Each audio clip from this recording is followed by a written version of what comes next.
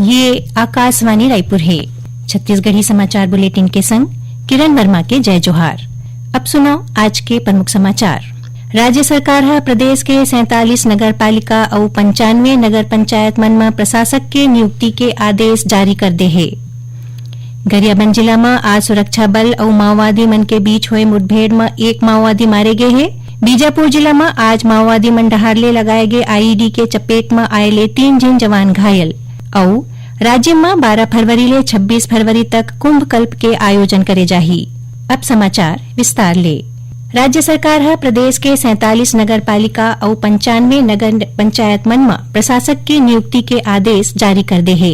SDM ला नगर पालिका के प्रशासक बनाए गए है।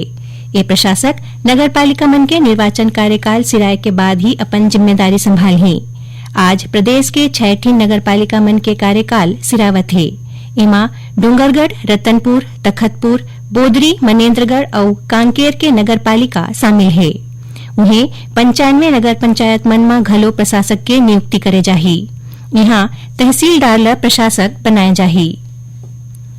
राज्य शासन हा दल्ली राजहरा नगर पालिका के मुख्य नगर पालिका अधिकारी भूपेन्द्र वाडेकर ला निलंबित कर दे है। कोंडागांव नगर पालिका में प्रभारी मुख्य नगर पालिका अधिकारी के पदस्थापना के दौरान अध्यक्ष कक्ष के निरोवेशन कार्य और फर्नीचर खरीदी में गंभीर अनियमितता पाए गए रहीस। ये मामला ला गंभीर कदाचार मानत राज्य शासन हा ओमला तत्काल प्रभाव ले निलंबित कर दे है। निलंबन अवधि में श्री वाडेकर के मुख्यालय नगरीय प्रशासन और विकास विभाग के क्षेत्रीय संयुक्त संचालक कार्यालय जगदलपुर नियत करे गए है। राज्य में 12 फरवरी ले 26 फरवरी तक कुंभ कल्प के आयोजन करे जाही। मुख्यमंत्री विष्णुदेव साय आज मंत्रालय में पैरी महानदी और सोंढू नदी के संगम में होवैया राजिम कुंभ कल्प के तैयारी के संबंध में उच्च स्तरीय समीक्षा बैठक लेके जरूरी निर्देश दें। ओमन शाही स्नान, गंगा आरती, संत समागम समेत कुंभ कल्प के प्रमुख आयोजन और श्रद्धालु मन बर सुविधाजनक व्यवस्था सुनिश्चित करे बर कहिन। मुख्यमंत्री 12 फरवरी के आयोजित होवैया मांगी पुण्य स्नान, 21 फरवरी के संत समागम और 26 फरवरी के होवैया शाही स्नान के तैयारी ऊपर विशेष ध्यान दे बर कहिन।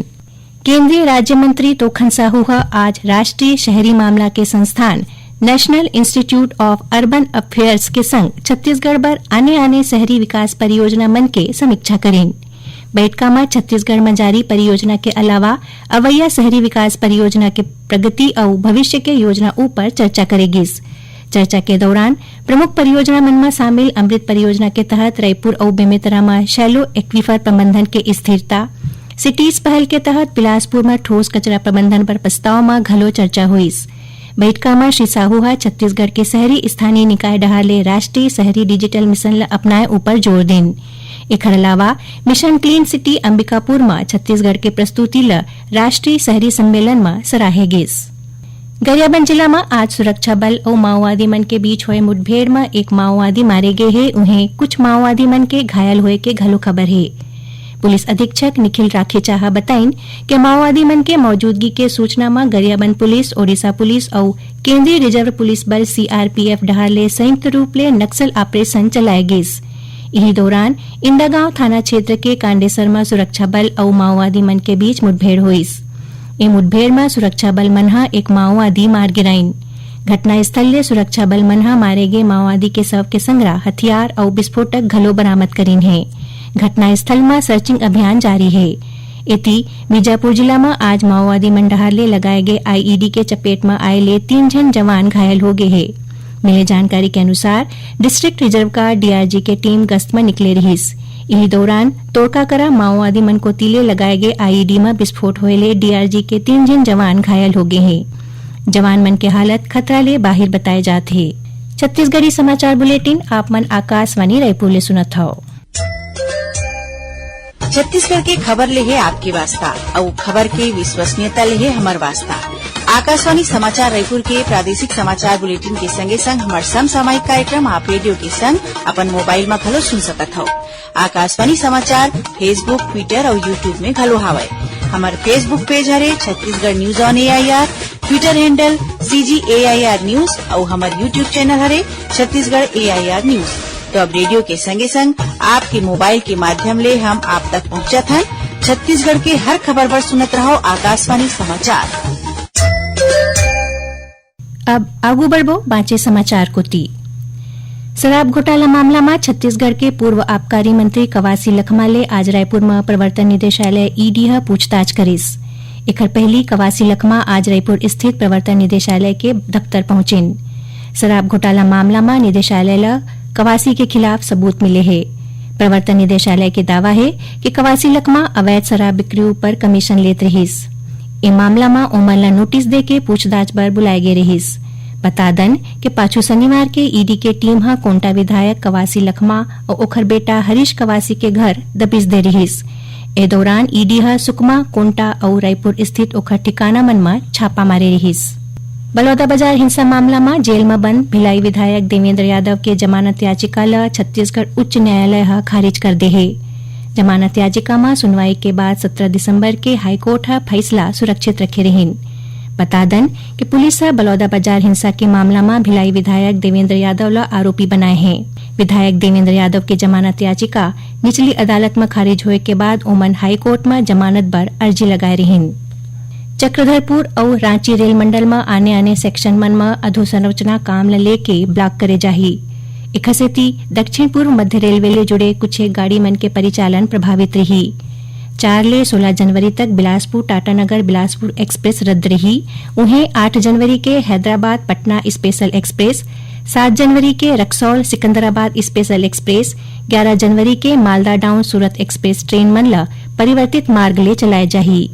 यही बीच रायपुर रेल मंडल के अंतर्गत भैंसबोर्ड संपार फाटक 5 जनवरी बिहनिया 11 बजे ले 8 जनवरी के संजा 6 बजे तक बंद रही।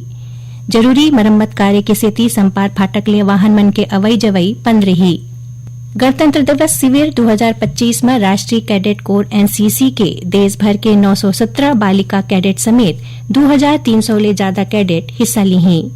आज नई दिल्ली में आकाशवाणी ले विशेष गोट बात करत एनसीसी के महानिदेशक लेफ्टिनेंट जनरल गुरबीर पाल सिंह कहन कि 1 महीना तक चलैया ए शिविर के औपचारिक उद्घाटन 5 जनवरी के उपराष्ट्रपति जगदीप धनखड़ करही।